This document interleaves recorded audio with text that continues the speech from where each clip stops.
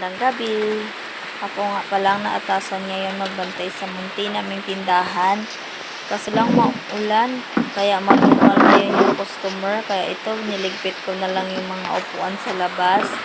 Pasensya na kayo sa quality ng video ko. Madilim kasi wala masyadong ilaw dito sa amin. Gamit lang kasi namin ay solar.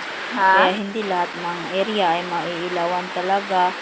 Yung mga part talaga na madilim. Ito naman yung loob ng tindahan namin.